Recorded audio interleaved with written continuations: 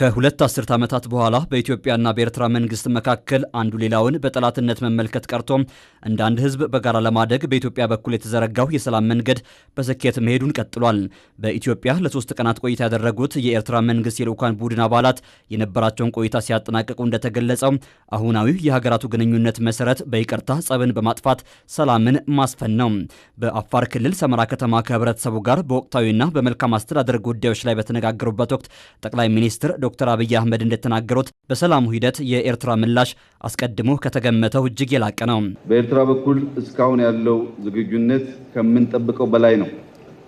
በኤርትራ በኩል ስለ ድንበር መስመር ሳይሆን ሁለቱ ህዝቦች እንዴት በጋራ መልማት ማደግ መቀየር ይችላሉ የሚል ሐሳብ ነው ያላቸው። በኢትዮጵያና በኤርትራ መካከል አሁን ላይ የተደረገው ውይይት ድንበር አካባቢ ስላሉ ህዝቦች አሊያም በተነጠሉ ጉዳዮች ላይ ሳይሆን እንዴት የሀገራቱን ግንኙነት ወደ ትብብር መለወጥ ይቻላል በሚለው ላይ ነው ያሉት ጠቅላይ ሚኒስትሩም ከጦርነት ስጋት ወደ ሰላም ለሚደረገው ሽግግር ሀገራቱ መከላከያ ኃይላቸውን ከድንበር አካባቢ ማንሳትና ትስስርን ማጠናከር ቅድሚያ ሊሰጥባቸው የሚገቡ ጉዳዮች ናቸው ብለዋል። እስካሁን የምንነጋገረው አፋርን ወይም ትግራይን የሚመለከት ጉዳይ ሳይሆን አጠቃላይ ኢትዮጵያና ኤርትራ ወደ ሰላም ይግቡ።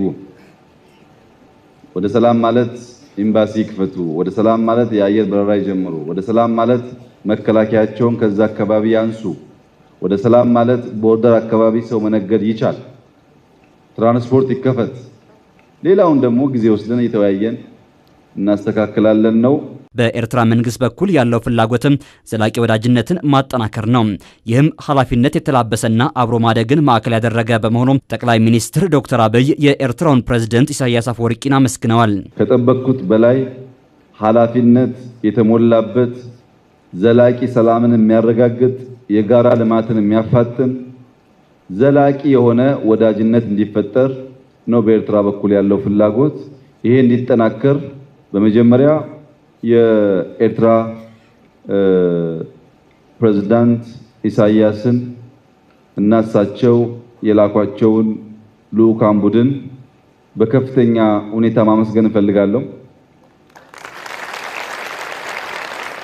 ሁለተኛ የኤርትራ ህዝብም ከወንድሙ የኢትዮጵያ ህዝብ ጋር በጋራ ሰርቶ ለማደግ ያለውን ፍላጎት ከነሱ ሰምተናል። እኛም በቅርቡ ስለምንሄድ እዛ ያለው ሁኔታ እናያለን። ዋናው ነገር ለኢትዮጵያም ሰላም፣ ለኢትዮጵያና ለኤርትራም ሰላም፣ ለኢትዮጵያና ለሶማሌም ሰላም፣ ለአፍሪካም ሰላም ብቻ ነው የሚያስፈልገው። ይህን ተከትሎም የሀገራቱን የእርስ በርስ ግንኙነት ወደ ላቀ ደረጃ የሚያሸጋግር ውይይት በጠቅላይ ሚኒስትር ዶክተር አብይ አህመድና በኤርትራው ፕሬዝዳንት ኢሳያስ አፈወርቂ መካከል በቅርቡ ይካሄዳል ተብሏል። ጠቅላይ ሚኒስትሩ ይህን በተመለከተም በልዑካን ቡድኑ ለፕሬዝዳንቱ የሚሰጥ መልእክት ልከዋል። ያዘጋጁትን መልእክት በእጅ ሰጥተዋቸዋል። በቀጣይነት በሁለቱ መሪዎች መካከል የሚደረገውን ውይይት በተመለከተ ይሄ በቅርብ ጊዜ የሚሆን ነው የሁለቱ መሪዎች ግንኙነት።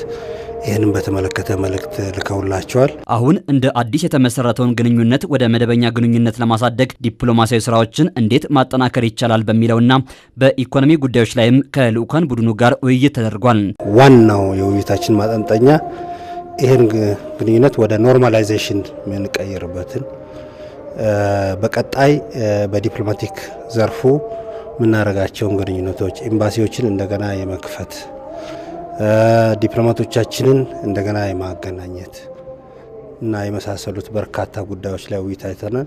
በፖለቲካው ዘርፍ ብቻ ሳይሆን በኢኮኖሚው ዘርፍ በቀጣይ የምንወያይበትን ሁኔታ ውይይት አድርገናል። ከኤርትራ ጋር የተጀመረው ውይይት መጪውን በሀገራቱ የሚኖሩ ህዝቦች የህዝብ ለህዝብ ግንኙነትና መልካም ዕድል የሚወስን እንደሆነም ተነስቷል። የወደፊቱ የኢትዮጵያና የኤርትራ ህዝቦችን ግንኙነት መጻኢ ዕድል ተስፋ የፈነጠቀ ከመጥፎ ሁኔታ ወደ ሰፊ ተስፋ ወዳለው ምዕራፍ የሚያሸጋግር የውይይት ነው። በሁለቱ ሀገሮች መካከል እየተመሰረተ ያለው አብሮነትና ትብብር ግን ከኢትዮጵያና ኤርትራ ባለፈ ለአፍሪካ ቀንድ ቀጠና ዘላቂ ሰላም መስፈንም አስተማማኝ ተስፋን የፈነጠቀ ተደርጎ ተወስዷል።